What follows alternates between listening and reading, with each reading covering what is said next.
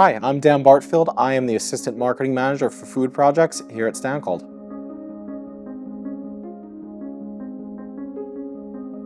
So, as I'm sure you could tell by the accent, I'm not originally from the UK, I'm originally from the United States. And I came to the UK about 4 years ago to do a master's degree at Swansea University, and soon after that I took on a role as the product marketing manager at a Welsh manufacturer of access equipment based in Swansea, and soon after took on the role in Bristol as assistant marketing manager for Stancold. I feel like with a marketing and communications background, a lot of it is jumping into a new industry and learning how to effectively communicate that to the relevant stakeholders. And obviously what we do is very different to product marketing, but I was able to take a lot of those skills that I built in my last role and throughout roles before that in customer service and sort of client-facing roles, and take that to the food projects team at Stancold.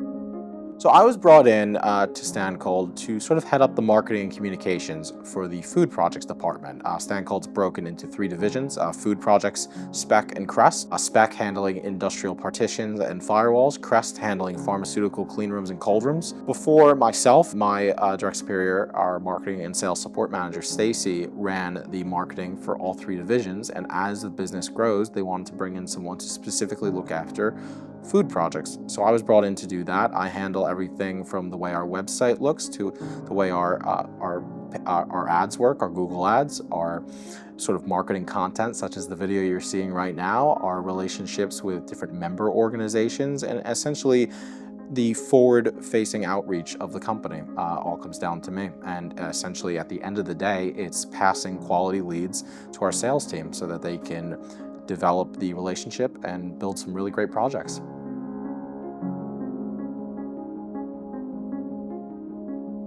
My typical day is all over the place. Some days I'm doing things like this. Some days I'm going to site with my colleagues. Some days I'm coordinating photography, or some days I'm really just going through data of our website or performing some lead generation operations, planning social media content, working with the various business development managers and project managers to understand how projects are going, what kind of sort of content we can get off those projects, and getting a keen understanding of the leads that marketing has brought in and whether those are the direction the business wants to go and whether those are the types of inquiries that we should be bringing in. And when that isn't the case, it's going back to the drawing board and saying, okay, what can we fine tune to make sure that I'm helping the marketing go in a direction the business needs it to go.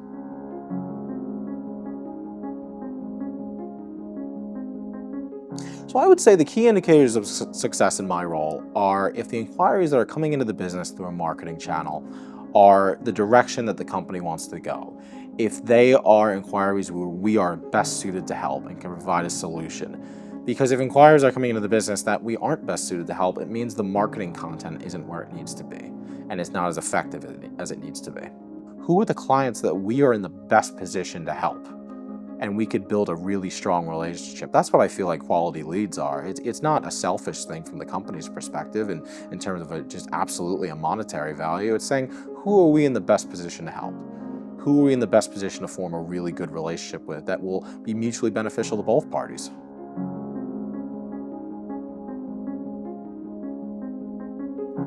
So what I find most interesting about my role at Stancold is sort of the nature of coming into a marketing and communications role. You might not know too much about the industry going in, but working with my colleagues in business development and projects, it's learning the challenges and opportunities and the necessities that are facing food and drink producers in the UK, and understanding how important what we do is to not only their operations, but their efficiency and how they can grow their businesses. And it's really fine-tuned to make sure that what we do is positively contributing to the UK's food and drink community, and learning about their operations and the incredible products they're making. The fact that we get to go to sites and visit clients that are making some really incredible products and hopefully get some freebies.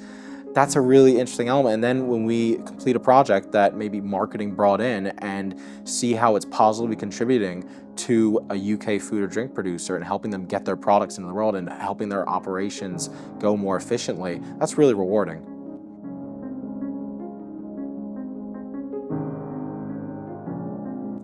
So as sort of an outsider coming into the industry who didn't know much about it coming in, This team culture has been incredibly beneficial to me in terms of just learning the industry, just through casually and formally sitting in sessions with my colleagues to learn things about different clients and what we do, but also just having chats around the office and understanding what Stancold does and the value that we bring. I feel like so much of my learning has just been through little informal conversations or just kind of joining in on a chat between my colleagues to understand what we do and the value that we could bring. And it's so collaborative in that sense. And in an industry like this, you need to be collaborative, and there needs to be a clear communication between marketing, sales, and projects. And we have that, which is so beneficial to me, and I think it's beneficial to them as well.